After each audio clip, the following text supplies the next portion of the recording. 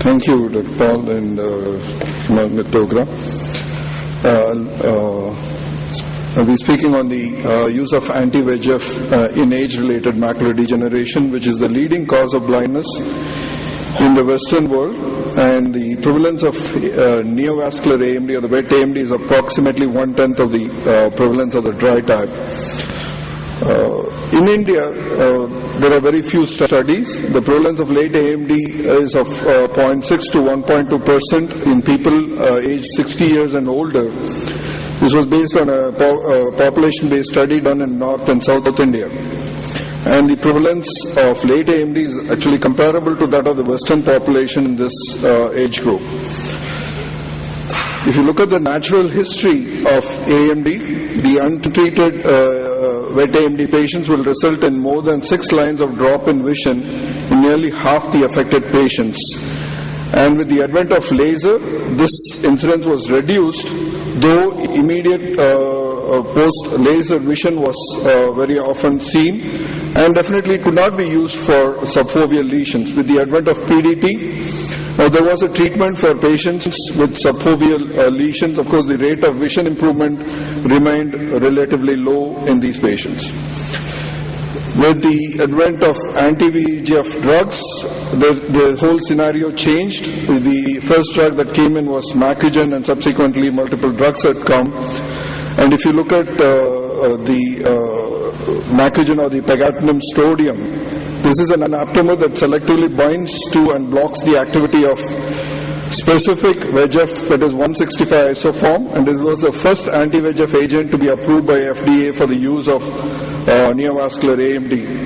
The VISION trial done in 2006 showed that 70% avoided moderate visual loss compared to those 55% of the controls. But the percentage of moderate visual gain was only 6% versus 2% of the untreated patients, which was not significant.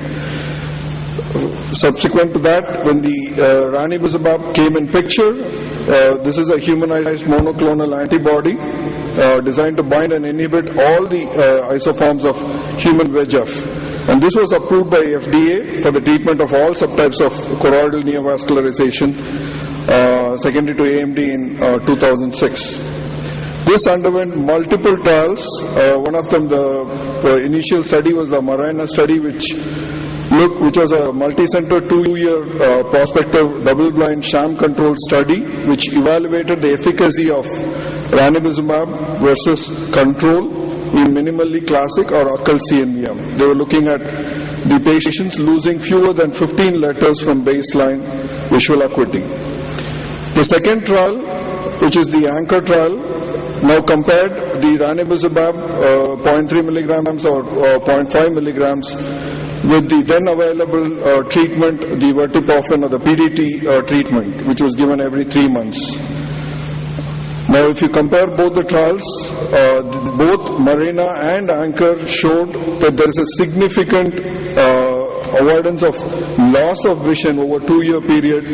That is, in Marina it showed almost 90% versus the 53% of the control group, while in the ANCHOR it showed 96% versus only 64% in the PDT group.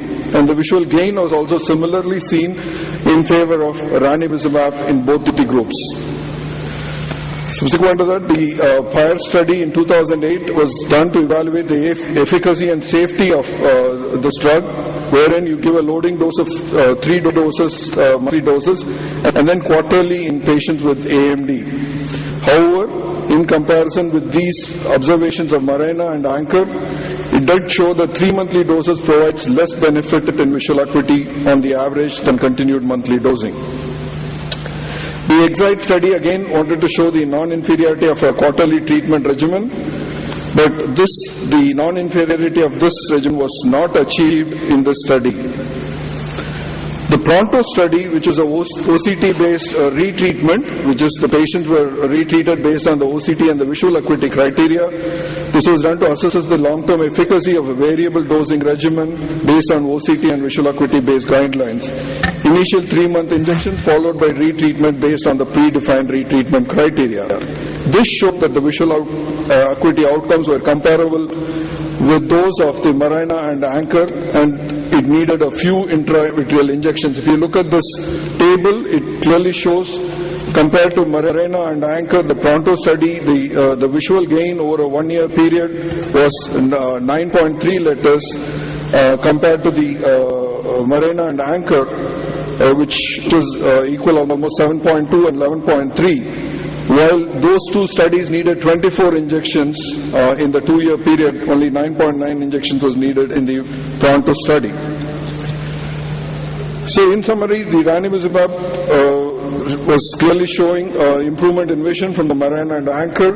Loading dose with OCT-based retreatment was helpful in reducing the number of injections. And the Sailor study, which looked at the side effects of ranibizumab, which showed that prior stroke and history of arrhythmias and history of congestive heart failure were significant risk factors for stroke. Now, the next drug, the most commonly used drug, the bevacizumab, was approved for metastatic colorectal cancer and not for the eye, but it's used as an off-label drug in the treatment of age-related macular degeneration. It's a larger molecule, has a longer half-life, and numerous retrospective studies have shown the effect of beneficial effect of bevacizumab. Recently concluded the CAT trial was very clear in establishing the non-inferiority of bevacizumab, or what it showed was that bevacizumab and ranibizumab had similar effects on visual acuity over a 2 year period, and the treatment as needed resulted in less gain in visual acuity, whether instituted at enrollment or after 1 year of monthly treatment, as was seen in the previous studies. And the rates of thromboembolic events, myocardial infarction are similar in both the groups. Recently published data from the CAT trial was done to determine the baseline predictors of visual acuity outcomes in 1 year after treatment with either of these drugs for AMD, and these were the predictors that they came up with for a better visual outcome, that is, patients with younger age, better baseline visual acuity, smaller neovascular area, which was all seen earlier. What was seen new was the total foveal thickness between 325 to 425 microns seemed to have a better prognosis, and without any RP elevation of OCT seemed to have a good prognosis as from this study. The recent drug, the VEGF trap, this is a pharmacologically engineered protein combining extracellular domain of VEGF receptor with the FC portion of IgG. This, I believe, binds with a higher affinity than Macugen or the ranibizumab, and thus prevents the VEGF binding to its cellular receptor, offering a longer interval between necessary treatments. So, two studies, the VIEW-1 and VIEW-2. VIEW-1 was based basically in the US, and VIEW-2 in the other countries like Asia and other areas. Were done to evaluate the effect of, or to prove the non-inferiority of VEGF trap in comparison to ranibizumab's monthly injection. They were randomized to 4 groups. Ranibizumab on a monthly basis, VEGF trap of 0.5 milligrams on a monthly doses, and VEGF trap 2 milligrams on a monthly dose, and VEGF trap 2 milligram every 2 months. It was very clearly seen from all these groups that the visual acuity that was maintained was almost similar in all the 4 groups, and so was the visual acuity improvement was similar in all the groups in all these patients.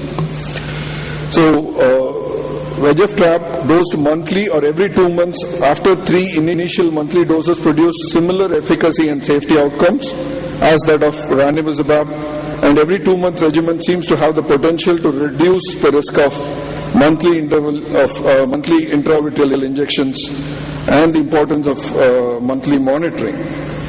So this is just to share with you the survey done among the members of the American Society of Retina Specialists, the PAT survey, which studied the trend of use of these drugs in the American Retina Specialists, which showed, if you look at if you had a patient with one disc area of subfoveal choroidal neovascular membrane due to AMD with a visual acuity of 20 by 100, what would be the preferred choice?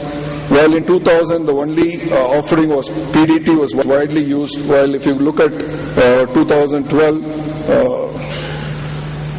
the drug that's most commonly used is Avastin, which is the same here. One disk area with CNV due to AMD, if the visual acuity was 20/100, the current trend was seen compared. Actually, the blue mark shows ophthalmologists from the US, while the pink shows the international group, the members who were the members of American Retina Society who replied to this, just to compare the difference between the different countries. And it showed that still Avastin was the most commonly used drug in all the places. Next comes the Lucentis. The recent strategy for treating wet AMD is the treat and observe, that is, treat the patient first with 3 monthly doses and then treat the patient, see the patient every month, and then keep extending the period by 2 weeks if there is no change in or there's no fluid or no reaction that's happening. You would keep on extending, and if you see, then you again come back to the monthly injection till the entire fluid disappears or the whole macula is dry. So this seems to be gaining popularity. So the patient, most of the ophthalmologists or the retina specialists seem to prefer the see monthly and treat if active, while the US ophthalmologists are switching over to treat and extend in these patients. Now, if you had your own AMD-related CNVM, how would you treat? Again, it was seen that most of the ophthalmologists prefer to give a loading dose of 3 injections and then a PRN basis. If all anti-VEGF cost the same, which will you prefer? With of course, Lucentis is the preferred choice, while Eylea is gaining popularity in the US. So, in summary, there are so many drugs and many more are on the horizon. The choices depend mostly on the peak effect of the drug, the duration of the drug effect, the safety factors, of course, the economics today, and the treating physician. Thank you again.